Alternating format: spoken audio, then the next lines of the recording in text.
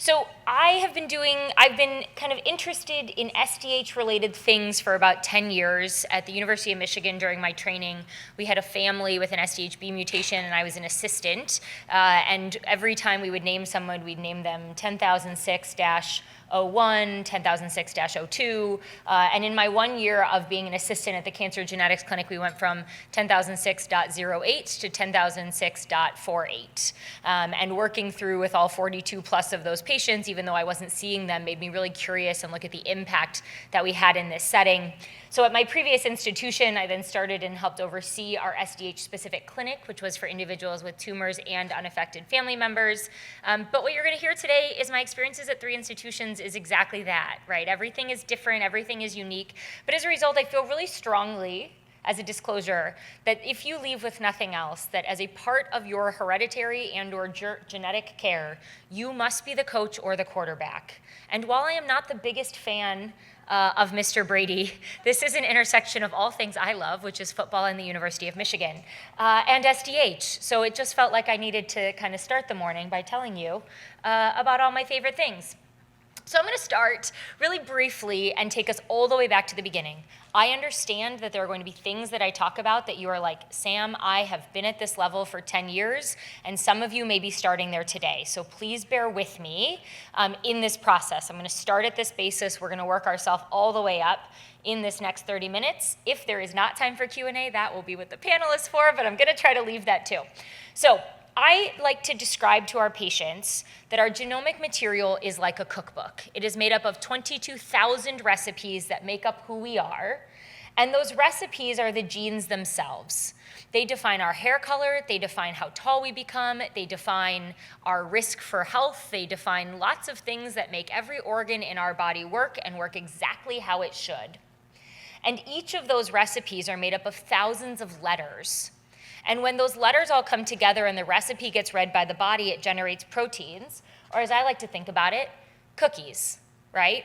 So when you think about a genetic test result and how we get from normal tissue and who we are to a genetic mutation or a pathogenic variant that kind of affects our health, right? I'm going to reference this a number of times. So why would we care about any of this? 3 reasons: treatment, other cancer risk monitoring, and family, okay? So the first thing is treatment, and you are going to hear from a number of experts today that I would listen to far more than me when it comes to treatment changes. But the important thing to note is not actually what's on this slide, but all of the different arrows that point around it. When we do genomic workup, we change treatment. We change what we do, and so it is imperative that every single GIST diagnosis undergoes genomic workup to some extent so that we know how that treatment changes.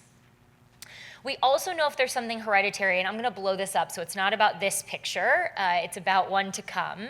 But I just want to highlight that in this condition, let's see, can I do, okay. But that in this condition, right, if somebody has a hereditary cause of that GIST, here's all the different things that we're going to do that are different than what we would do if you just had a GIST tumor, right? So we're going to change future monitoring as well. And lastly, nope, not lastly. I'm going to stay in the other cancer risk monitoring. You're going to see this PGL-PCC come up a few times. I want to just orient you to where we're at in that space. Pheochromocytoma and paraganglioma, which I'm going to abbreviate as either PheoPara or PGL-PCC on these slides, are tumors that arise from the neuroendocrine tissue along the paravertebral axis. When I describe it to patients, I say kind of put your fingers behind your ears, run your fingers all the way down along your spine to below your bladder, and that's where these tumors can align, your fight or flight or your rest or digest nervous system, right? Rest and digest kind of up here, fight or flight down here. And so these tumors are something patients may feel like they're sitting watching a sad movie and they feel like they're being chased by a bear, right? It's not necessarily a cancerous tumor, but they are tumors that can secrete additional hormones or take up space in your body that result in symptoms. And we're going to talk about these in association because if somebody has a hereditary cause of their GIST tumor, they also have risk for these. And so I'm going to use research from all of them to really talk about SDH for where we're at. And the first thing I'm going to do is tell you why genetic testing matters for other tumor risks. So this is a study that was done with individuals who had tumors, in this case pheopera, and had either had genetic testing within a year of their diagnosis, or we went back and did it. And by we, I mean the authors, because I did not do this study. And what they found is that the genetic group not only had more follow-up with these examinations, but they had less severe disease, because we were able to detect new tumors early. We were able to get in and intervene early so that we had better outcomes long term, and we had less metastatic tumors that were smaller at diagnosis, and overall better survival because we found out genetics early and we knew exactly what to do after that. So the other last kind of thing we've talked about is then family members, right? So every person has 2 copies of each gene in their body. We inherit 1 from each parent. In the SDH genes, right, if somebody has 1 copy that's not working, that's what puts them at increased risk for tumors. It also means that if 1 copy isn't working, there's a 50-50 chance that that can be passed to other relatives, in this case offspring. Or, right, if we think about brothers, sisters, et cetera, they may also have inherited that same genetic change from parents. So when we think about this, it's important to know that family can be involved as well. So you have seen this a lot. I am going to skip through a few slides a little bit more quickly now that I've listened to Dr. Blakely and Dr. Siklick, but I want to just highlight, right, this is the genomics that gets us to an SDH-deficient tumor, right? Is there a KIT genetic change? Is the staining positive or negative? Where are we at in this framework? And I want to use this to just really briefly define genomic testing and really specify what's happening. So when your tumor is being sequenced, KIT, PDGFRA, somatic testing, Tempus, you name it, we are evaluating for the genetic changes in your tumor that led that tumor to be what it is. And those changes that your tumor has inherited are not necessarily something that can be passed on. On the flip side, we may have been born with a genetic change that increased our risk for tumors from day 1, and that's what we call germline. And so somatic and germline testing are something we'll talk about quite a bit in a paper that will come out in the next 6 months, I hope.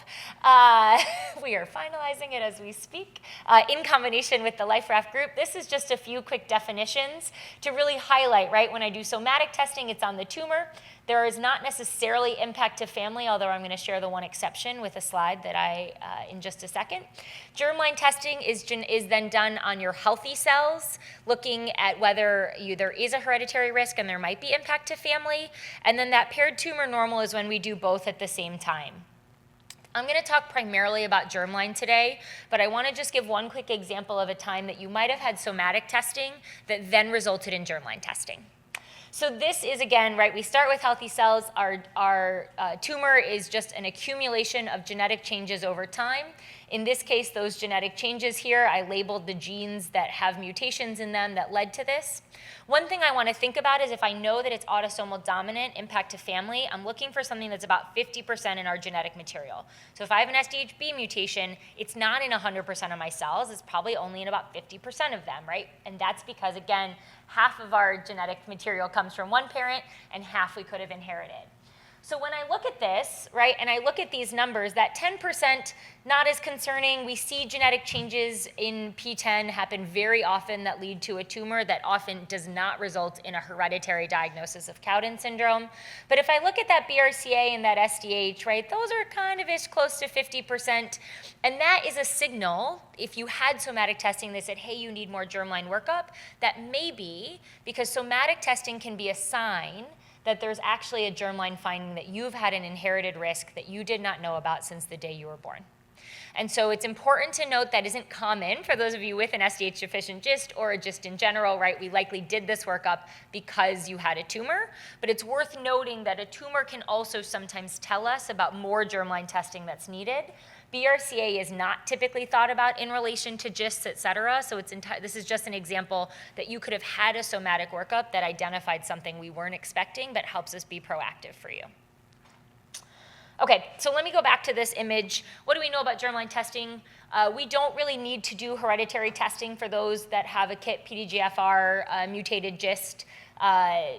there can be a few exceptions to this, but I'm not going to spend too much time on the exceptions, or else I would literally take the entire 8 hours that we're going to be here today. SDH deficient is where we want to focus. Anyone with an SDH deficient GIST needs a germline test, and we're still really trying to figure out kind of some of the rest of this, right? What are the hereditary explanations? Are there hereditary explanations for kind of this subset of other GIST tumors? So I want to go back and think about germline testing and go back to this example, and what do we get from this? So now I'm looking at the genes that are associated with the SDH genes, which I'll talk about more in a second. I know that the gene in this case spelled exactly correct. Everything is coding exactly like it should. I end up with the protein that I should. I have a negative test result. On the other hand, let's say I have a misspelling in my genetic material. It doesn't allow the protein to work as it should, and I end up with kind of a positive test result. This is what we call a pathogenic variant, right? It is a change in your genetic material that is increasing the risk of tumor and causing some kind of disease risk, which is why we call it pathogenic variant.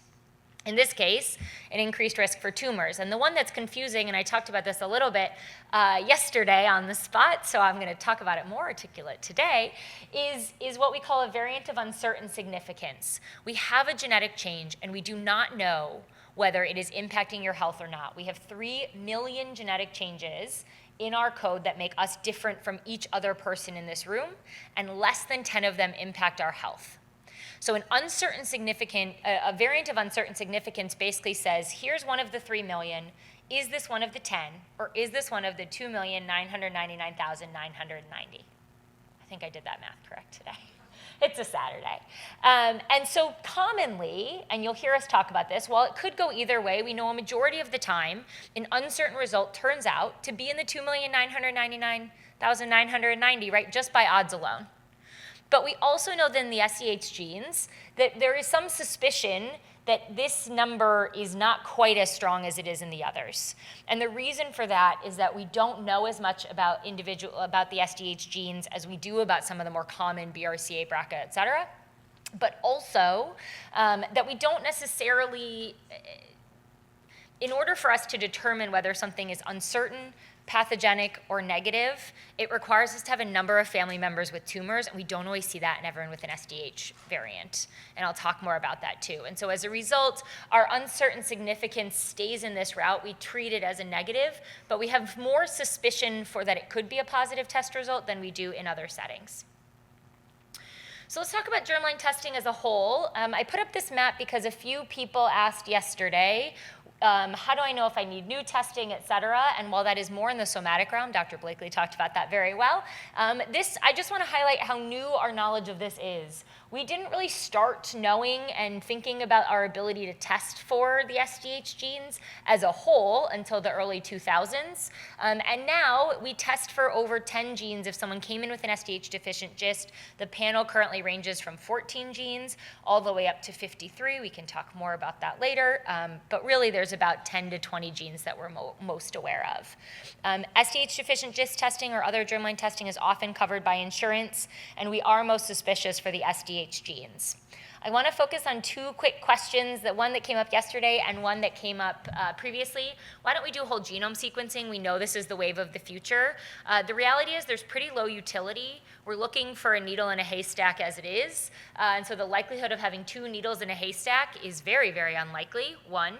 2, the type of technology that we use for whole genome sequencing is not going to be necessarily quite as robust as it will be when we go and target what we're looking for. So in the GIST realm, we know what we need to look for, and we specifically stay in that space. The second question is, do I need more testing? The answer is maybe. So depending on when you had this testing, if you came in and said, hey, I was tested in 2008, right, when I didn't have, oh gosh, I covered it up, that SDHA testing up there, maybe I probably need more testing if I had an SDH-deficient GIST and negative outcomes. But if I just had that genetic testing done a few years ago, we know that it was comprehensive, and your genetic material doesn't change, right? That image of the cookies and how we got to where we are, right, that doesn't really change kind of from the get-go. So you've seen this yesterday. I'm going to highlight it really quickly because I think it's really important to note. So when we look at SDH-deficient GISTs, we know that a majority of them do come from a germline genetic change, but that a chunk of them also come from SDH promoter methylation. So you have an SDH-deficient GIST, but your germline test is completely normal. It may be that we need to test for more genes, but more likely, especially if you've had more recent testing, that we're looking at an epigenetic change. So as noted before, a promoter's job is to turn a gene on so that it can do its job, right? Promoters are making sure that this is working in the tissues that it should, and it's not working in the tissues that it shouldn't. And so the methylation process actually turns off the promoter so that it can never turn on. And we end up with this deficiency because the on-off switch isn't working like it needs to. But you can't necessarily inherit this genetic change, and so as a result, if you have promoter methylation, we know that there are risks for other tumors that need to be screened, but that family members are not expected to be at that increased risk. Okay? So this is a unique setting, and the other challenge, and we've talked about this quite a bit with LifeRaft Group, is that our ability to actually confirm promoter methylation is very limited, hopefully changing, but currently very limited. And so as a result, if somebody has an SDH-deficient GIST with negative germline testing, we assume that it's promoter methylation. But some have had the ability to confirm it, but not everyone has an ability for us to confirm it. And so we are cautiously screening everyone as if they have SDH promoter methylation, if they have a negative germline test, and an SDH-deficient GIST. But ultimately, hopefully over time, we will have something more commercially available for us to be able to confirm promoter methylation, as that will give us the most information, again, for treatment, other risks, and whether or not we need to do anything for family. Okay, have I lost you? If I have, here's a table. It's coming out, hopefully, in this paper in the next 6 months. So this is essentially your SDH-deficient GIST. What is the status of KIT? What is the status of germline? What is the status of promoter methylation? What do we call it? Right? You've heard Carney triad, you've heard Carney Stratakis, you've heard all of these other things. This other hereditary finding is what I described in the beginning. Sometimes we find something on your tumor testing we weren't expecting. And the last one I want to note, this is very rare, but there are one family that we know of that have both a KIT germline and an SDH germline mutation, okay? Not common, not something we default to as our natural care process, but worth noting that it does exist, right? That somebody might have a KIT mutation and an SDH germline, and so we do some of that consideration depending on the patient and their family. Okay. I am not going to talk about the citric acid cycle because I love it, but I've seen it talked about now a few times, and again, I'm going to spend my time on other things. The SDH genes, as you can see, are a complex. What's unique about this complex that facilitates that movement from from succinate to fumarate is the fact that every piece looks different. And what you see, and I should have done this before, how many of you know that you have a germline mutation in one of these SDH genes? Okay, so a decent number. I think if I asked each of you, you probably all have genetic changes in different genes, and because these are all different in the complex based on how they're located, the role that they have, et cetera, means each of you with a germline genetic change probably has a different risk, right? Because SDH-A is not B, is not C, is not D. And we talk about them very broadly, but in general, it's important to note, right, that these numbers aren't the same, these locations aren't the same, and the other risks that come with it are also not the same. So in SDH-D, we know that there's a high risk for having multiple tumors. Compared to an SDH-A, I will tell you among me and my colleagues, we don't really have any families where there's more than one person with a diagnosis of an SDH-related tumor. That's because that risk is as high as 5 to 10%, and a recent study came out showing that the likelihood of getting a tumor if you have an SDH mutation in your lifetime could be as low as 1.7%. For SDH-A. High range. Now, here's the challenge. Many of you that are sitting in this room are probably here because you have an SDH-A related, like if you are someone with SDH-A, you have an SDH-A related tumor, right? The question is actually not, right, which means you are probably in that 2 to 10% depending on that range. The question then becomes actually what we do for your family. There is a wide controversy happening right now about what we do for SDH-A, and I'm going to come back to that in a little bit because I think it's just really important to highlight where we're at and where research can be going. But a few things worth noting, right? All of these say more likely because even if you have an SDH-B mutation and they're more common in the abdomen, they can also happen in your head and neck. Even though it's more likely in your head and neck, it can also happen in your abdomen, or there can be that risk for a GIST, right? We know that there's also that increased risk for kidney cancer, renal cell carcinoma. Other cancer risks are being highly discussed, but have not yet been added. And the most controversial thing that I think you will see, that I want to be clear it does not apply to y'all, is because the SDH genes sit on our genetic tests for common cancers like breast, colon, et cetera, we are seeing a huge increase in the number of individuals that have an SDHA mutation specifically, with no family history of a related tumor, with no personal history of a tumor, and we found it because they needed that genetic testing for breast cancer, and we test for 50 things, 5 of which happen to be the SDH genes. So as a result, the conversation we're having in this room is very different than the conversation we're having over there. Here we're saying, you have a tumor in your family, if they're positive for SDHA or otherwise, needs screening, right? It doesn't actually matter if the risk is 2%. 2% is so much higher than the general population risk for these tumors. In the other room, not the metaphorical other room, right? If you have a breast cancer diagnosis and no history of tumors, and the lifetime risk for someone in your family to develop a tumor is 1.7%, putting you through a screening protocol every 2 to 3 years for a 2% risk, we don't know if that's worth it, right? In the UK, they say don't do it. In the US, we say still do it. And everyone in Europe is kind of fighting each other in the middle right now. Okay? I'm going to talk, like I said, I'll touch more about that. I am not going to get into the specifics of each SDH. Don't have time in 30 minutes. But what I am going to do is just show, this is one of my favorite, although I'm realizing Dr. Siklik showed an opposite version of this, so I'll reorient. Essentially, this is your risk over time, depending on the gene. Red is B, green is C, blue is D, and what you can see here is the overall risk for tumors in the abdomen area, which is the PPGL, is highest in B. The risk for head and neck paraganglioma, highest in D. The overall risk kind of varies depending on the gene over time. And the risk for something to be metastatic or spread is highest in SDH-B. I really like this because it kind of puts them all together and again highlights that no one gene has the same risks as the other.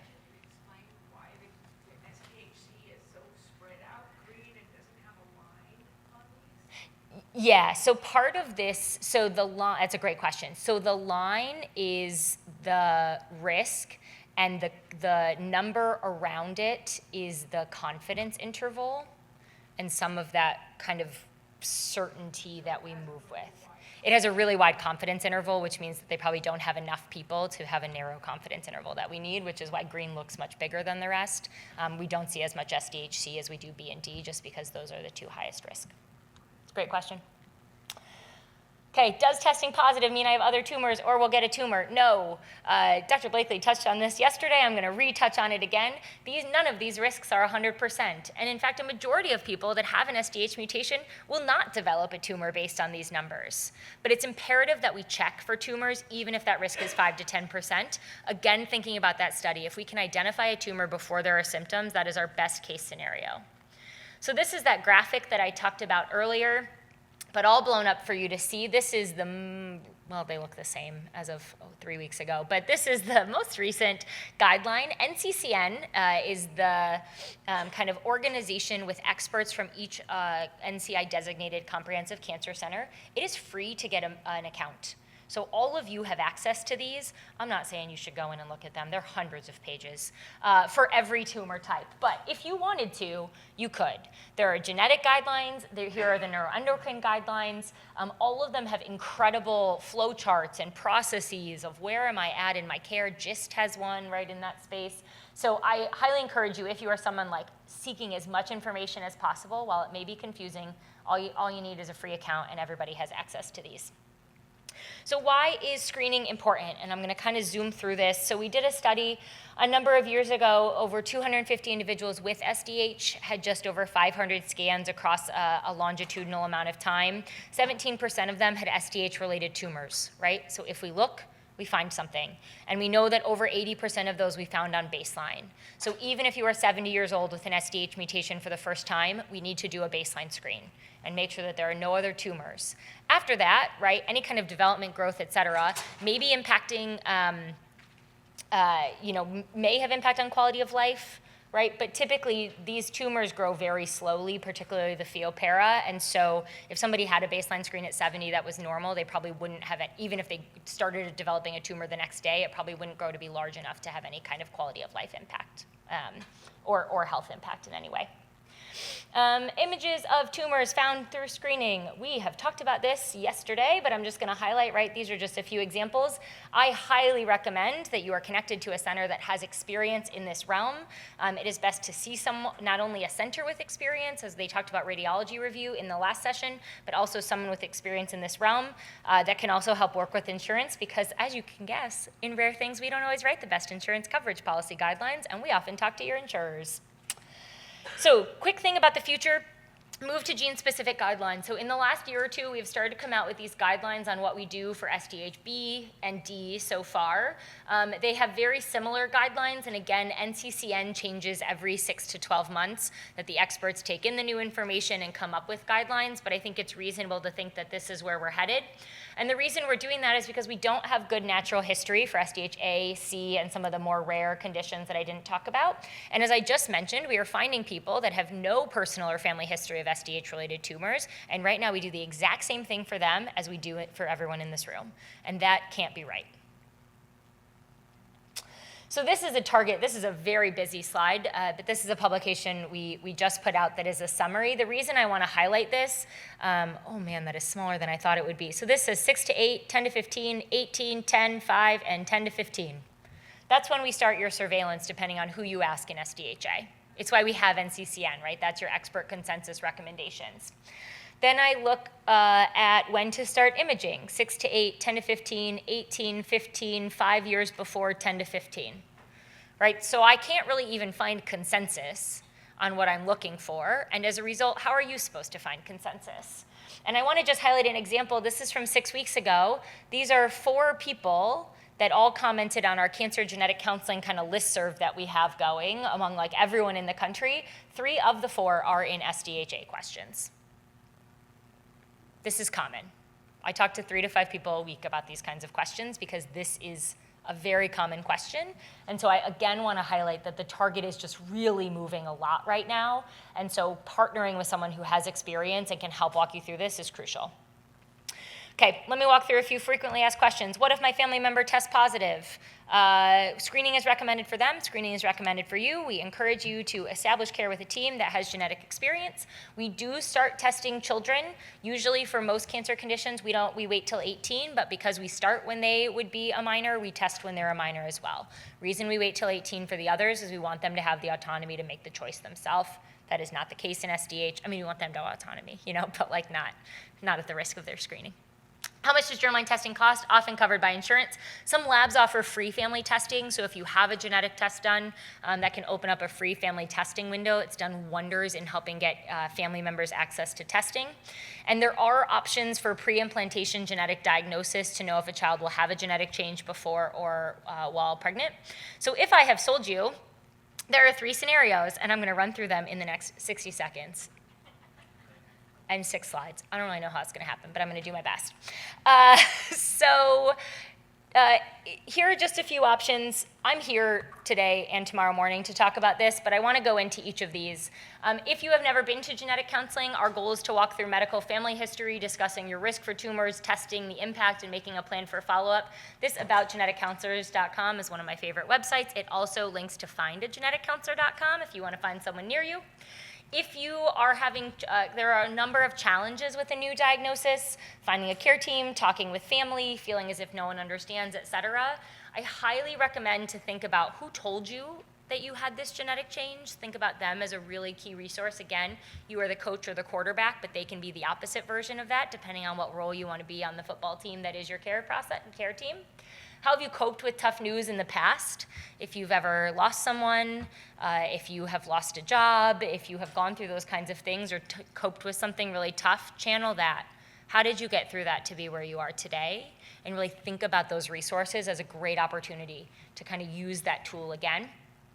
I tell people, allergy, care team, et cetera, I tell people that I like to think about you're standing on a bridge looking over a stream and you see fish, you see all those things because you're standing over the stream.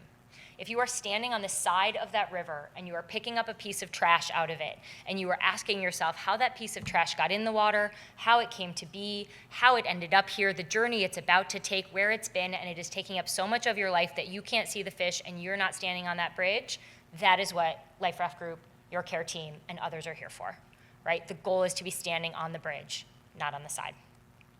Similar issues related to screening, challenging to get into busy lives, purposes of screening to minor children. Really think about what is hardest for you, right? We had a family once, they said, I'm a teacher. I cannot do this in October. Please stop making me do this in October. We said, great. When do you want to do it? They said, June would be wonderful. Okay, let's move your screening to June at a time that you remember. Someone said, oh, I don't remember it very well, but I'd remember it if it was my birthday. Okay, let's move it to your birthday. That's not how I want to celebrate my birthday, but everyone's himself, okay? So I'm just gonna end right here. Wow, I did get through 6 slides in 60 seconds, ish. So these are just more information, you're really aware of these. We've talked a little bit about research, but my email and Twitter/X is up here. I'm always happy to chat and hear throughout the next day and a half. I do not have time for questions because we are 6 minutes over where I was supposed to be. Whew. So we're gonna transition to Q&A, and any follow-up I'm happy to answer. There.